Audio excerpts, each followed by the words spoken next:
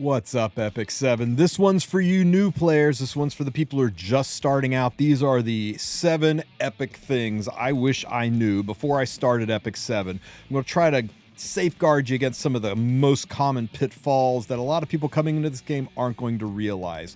And we're going to start this guide off right with the #1 tip for everyone out there, and that is don't trust any guides, mine included, that are over 6 months old. This game turns on a dime so quickly. And for example, 6 months ago, when we went in to fight the Wyvern, there were 13 Wyvern stages. Now there's 3. 6 months ago, when you needed to buy accessory charms, they were sold in a completely different shop with a completely different currency that doesn't even exist anymore. And you got those currencies by going into the labyrinth, a place you could only go into a certain number a day. It took specific currency to even go in here, and now you can go in as often as you want. And one of the things we do to farm that currency is we would take a unit named Euphine in and solo the whole thing, but now you don't have to because you can go in as often as you want. No harm, no foul. So a lot has changed in this game, and a lot will continue to change in this game. And if you think the game will be the same 6 months from now than it is right now, you're fooling yourselves. Every 6 to 9 months, the meta shifts, new UI changes happen, everything goes cattywampus, and don't trust any guides that are over 6 months old. Next, I want to talk to you about summons, especially those of you who are coming here from other games, especially Honkai-style games. The way summons work in Epic 7 is there is a pity, but pity does not carry over banner to banner, with one exception I'll get to in a minute. So what I'm saying here is I got 117 summons left until I get Renak guaranteed. When her banner goes away, the new banner is going to come up, and I'll be right back at 120 summons from the guaranteed summon. If I summon all the way down to just 10 summons left and I don't get Renak, the next banner comes up, reset back to 120. Those summons are basically wasted. There is no soft pity, and pity does not carry between banners. So if you decide you want to summon on a banner, make sure you have 605 bookmarks. 605 is enough to go to 121 summons. That's 120 to get to pity, and then 120 first summon to create the pity to get the unit. If you don't have 605 bookmarks, you're rolling the dice, and you might be screwing yourself out of the next unit. So unless you want to swipe, be careful about that. And that is true with every banner, be it a limited banner, a regular raid-up banner, story summon banner. They are all like that. Pities do not carry over. Now, the one exception is Mystic Summons. Mystic Summons, the pity does carry over from banner to banner to banner. So if I do 100 summons on Arunca here and I don't get her, I will start the next, let's see, what is it here? The next Moonlight banner to summon for Ruel, Kisei, all these units. I will start 100 away from pity. So your pity on your Moonlight summons does carry between Mystic banners. But no other banners have pity carryover, so be very aware of that. There's no soft pity, there's no 50-50, and if you get the 5-star unit on a specific banner, you get the unit. There's no RNG to it. There's no off-banner units. You summon for Kairon, and you get the 5-star unit, it's guaranteed to be a Kairon. Whether it's pity or not, any 5-star appears, it's Kairon. Renak, guaranteed to be Renak. So at least there is that. Although you don't have 50-50, although you don't have soft pity, although pity doesn't carry over, when you get the unit, you're guaranteed to get that unit. The only place where you will get random 5 stars is doing random Covenant summons. That's where you can pick up random units. But if you're summoning on a specific banner, the Boss Arunca Mystic banner, the Kairon limited or raid up banner, the limited Renak banner, the story summon where you're going for a specific hero, you will get that hero when you summon. Now the artifacts, what other games would call weapons, the artifacts that you can get, those can give you off banners. So it's possible that instead of getting the artifact that you're looking for, you will get an off banner artifact. That sucks. The way they kind of got around it is as you do all of these summons chasing the artifact, you can sell the unwanted artifacts for powder, and you can go over to the shop, and you can go down to the powder shop, and you can buy. There's always one of the current on-banner artifact. Here's Renak's artifact, and here's Kairon's artifact. There's always one here you can buy with powder. So If you summon and summon and summon and summon and keep getting off-banner artifacts, this is a form of pity to be able to use the powder from all of the loser artifacts you didn't want. You can sell those, use the powder to buy the artifact if you feel it is worth having.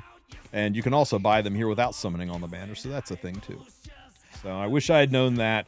I would have probably been a little more successful in this game early on instead of wasting all of my summons, going for units that I had no real chance of getting, and spoiling my chance of guaranteed getting units down the road.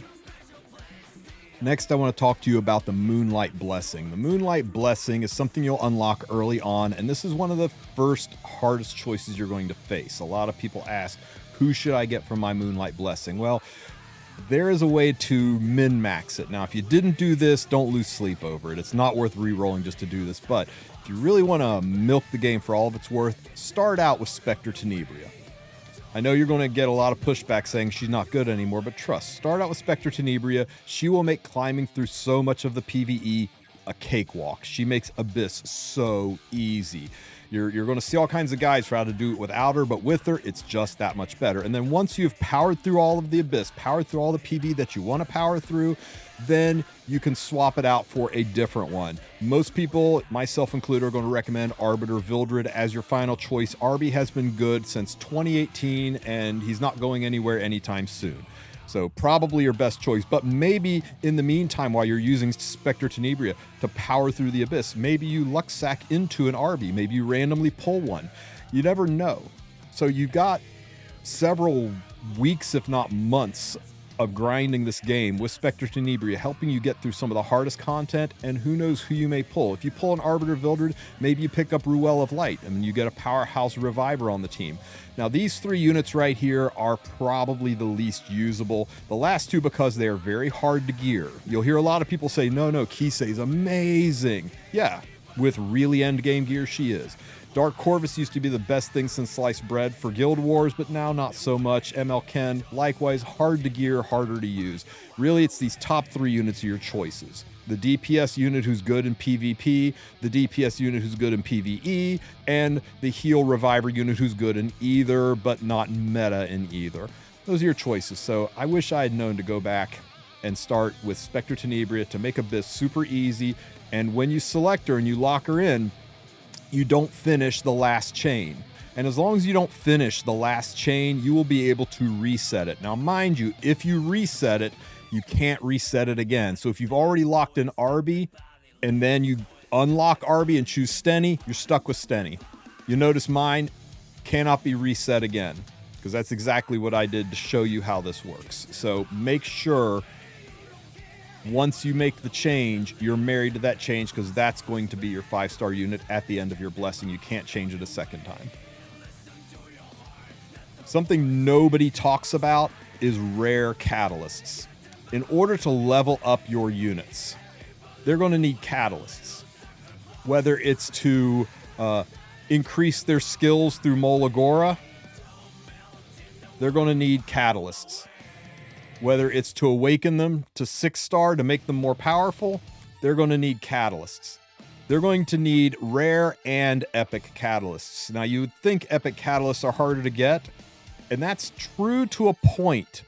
You need so many more rare catalysts than you need epic catalysts that it's a serious roadblock early on. And everyone's going to tell you, this is the best place to farm gold. This is how you can farm hunts to get the gear, and you got to get the gear. You got to go farm Wyvern, and you got to build a fast Wyvern team, and here's the best place to go farm gold. And almost nobody focuses on something that's very important, and that's farming adventurer points. Adventurer points, or what we call AP, is this currency right here. And you get this currency by farming the adventure. And all the stages pay out the same when it comes to AP. And you can use the AP to buy whatever rare catalyst you need or whatever epic catalyst you need. Unlimited. As much AP as you got, you can spend it on getting the catalysts. Now, how do you get 100,000 AP? Well, you want to find a stage you can farm pretty easily. Now, all of the chapters pay the same AP, so don't worry about, do I have to farm a super high hard stage to do sufficiently? You don't. Super high hard stages will pay out better other currencies. For example, I'm in episode 5 doing this stage. It's going to pay out significantly more gold and stigma and XP, and that's great, than say, I don't know, episode 1. Not going to get as much gold here, but here's the thing, right? Check it out. I will get 8 AP farming stage 1, and it's going to cost me 8 stamina. So 1 AP per stamina. If I back out and go back in and farm episode 5, I'm going to get 20 AP, right? 20 is a lot more than 8, except it's going to cost me 20 stamina. It is still a 1-to-1 ratio. So when it comes to earning AP to level your units, pick whatever stage you can easily farm and farm the crap out of it, especially when there's a special weekend buff event going on, which there's one right now. You can click on this little burning wing up here by your icon in the upper left-hand corner. If you press and hold or click on it, it'll show you what buffs are going. And one of the buffs going right now is 50% catalyst points received. Don't ask me why, out of the blue, Smilegate decided to start calling adventure points catalyst points, but AP, adventurer points, catalyst points, they're all the same damn thing. So this is a 50% boost to the AP you're going to earn on the stage. That's pretty significant. So instead of getting 20 for my 20 stamina, I'm going to get 30 for my 20 stamina just by running this. So it's a really, really good time to be grinding your AP to stack up enough of that so that you can buy whatever catalysts you need. Trust me, guys, there are hundreds of units to level in this game, from 3-star, 4-star, and 5-star units. You're going to want to make sure you have the AP to handle it. And speaking of 3-star units, I want to talk about my next tip, specialty changes. A lot of people forget about this or leave it for last. Everybody's all obsessed with show me a tier list for your 5-star units. Who's the most broken 5-star in the game? Yeah, we all want to see the big SSR units, right? The big 5-star units, the top dogs. But Specialty Change is a unique system that Smilegate has in place, and it lets you turn a 3-star unit basically into an SSR. Turn an R into an SSR, right? This lets you take a seldom used, barely usable 3-star unit and make it almost on par with 5-star units. So to get to specialty changes, you go to the box in the corner and you click on the recruit button. The recruit button will take you over to the connections and the specialty change heroes. All of my specialty changes are done, but there is a lot of them to do. And you can only do 2 at a time. Unless things have changed, you can only do 2 specialty changes at a time, and you're going to want to always have 2 going, because the conditions to do the specialty changes, a lot of times they're normal gameplay conditions. So always have at least 2 of them going. As to which ones to do first, some of them are broken, busted good, and will carry you so far in the game, and others are kind of, you know what, maybe someday they will be useful, maybe they'll get a buff, but they aren't really that good right now. But do them all and have those units ready. Now, if you want a guide on what specialty changes I like, what ones I think are best, I'll put a link in the description of the video to my specialty change guide that will go over in depth each individual specialty change, where they're used, and whether or not you should focus on them first or leave them for down the road. But get your specialty changes done, turn your zeros into heroes, and make those 3-star units really pay out for you. Next, I want to go into something that I was resistant on. Join a guild as soon as possible. Even if you're, I'm just going to solo it, see how much I can do on my own, trust me, you are missing out. Get into a guild. When you join a guild, you will get so many bonuses. Daily, you will be able to collect your daily reward just for checking in. When you donate to your guild members, and when you put up and request aid from your guild members, and when you provide aid to your guild members, you will get these brave crests. These brave crests and these commander's armbands. You get brave crests from giving aid. You get brave crests from donating gold. You get commander's armbands for donating proof of courage, which, by the way, drop like crazy. If you're farming AP and adventure, you will have plenty of these to go around. There's 56 of them because I farm AP. You'll be able to do all these donations, and you can use these in the member shop. And there you can buy Molagora. You can buy gold transmit stones to be able to do ML summons. You can buy mystic medals to be able to summon on the mystic banner. If you get fat and rich enough, you can go ahead and buy some of these RGB summons to help you get new units. As you get later in the game, you're going to find that you love having these mod boxes, access to them. There's some gear in there. There's some catalysts in here, but you're going to find you don't need to waste currency on catalysts if you're farming AP. You'll have all the AP you want, and the blue conversion gem boxes that can let you specifically target craft gear of a certain set and type.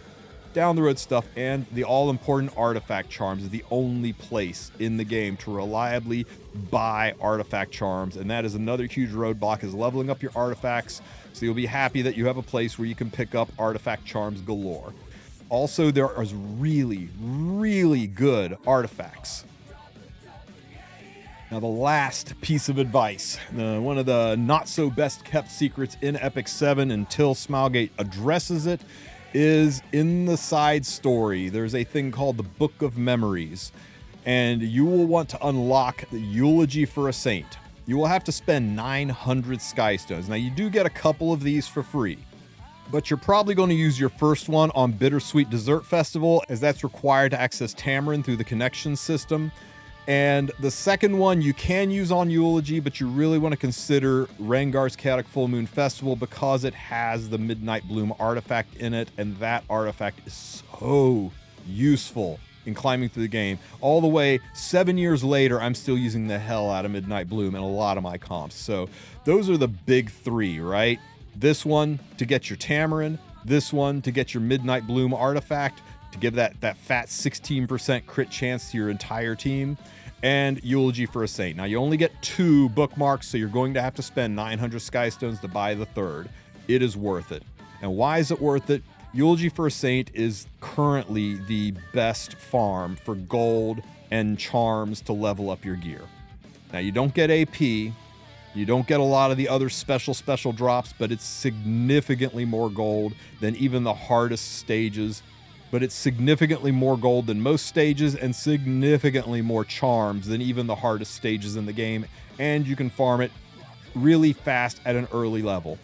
Plus, it's a great story. This is the story that got most of us hooked on Epic 7. It's one I recommend you read. It's the one that makes us wonder why the heck we don't have an anime for this game. Now, a couple of things that are important about Eulogy for a Saint, and if you started to tune me out, screw on your ears real quick, because this is critical. When you go into Eulogy for a Saint, what you're wanting to do is chase these stages that have the sword and shield icons on them. You want to get all the way to inside the sanctuary, right? That's chapter 3. It's the final chapter of Eulogy. And once you're inside there, find these cross sword phases. They all pay out the same. Everyone's going to tell you 3-7, but it doesn't really matter which one you farm. All 3 of these are the same. On the previous stages, they're less, but on inside the sanctuary, they're all the same. Farm the crap out of it. Get here, park, farm, and enjoy it. But do not collect the last reward. You can collect all of the other rewards. There's some nice ones in there, but do not collect the last reward. It's not a very good artifact. You're not going to use it many places in the game, and you can live your entire life happy that you don't have that extra 0.5% defense on this artifact. Don't collect it. And the reason I say don't collect the last rewards, once you collect the last reward, on the outside screen, somewhere on here, it's going to say complete the story to get the final reward, right? I think the button's over here somewhere, but if you click on it, it will close the story, give you your Bosk and your last artifact, and then the story will close and you can never, ever, ever go back in. And no amount of support tickets to Epic 7 are going to make them reopen it for you. You've wiped your butt with 900 Skystones and thrown it away and closed out what is currently the best farm early game for gold, for leveling units, for friendship farming, for getting charms for your gear of any other place in the game. I will also, in the description of this video, link a guide that I put out on where are the best places to farm, where, what you should be focusing on, because this is a game of resource management. People say, what's the best place to farm? Well, what do you need? Do you need gold? Well, you farm here. Do you need gear? Well, you farm there. You need AP? You farm over there. You got to focus on where to farm for the current best return on investment. And closing this one out will hurt. There are other places you can farm and get the stuff, but not quite. It doesn't roll in quite as fast as it does here. So Hopefully this guide helps you out, helps you avoid some pitfalls. If you have any other tips and tricks, put them in the comments section. Let new players know. I'm sure they'll love looking through the comment section and seeing your ideas, your tips, your guides on how to not make the mistakes that a lot of us made early on, and how to have a more successful first run at Epic 7. If you have any questions, ask them in the comment section as well. I'll do my best to answer them. Don't forget to like and subscribe, and you guys have a great rest of your day. Take care, everybody.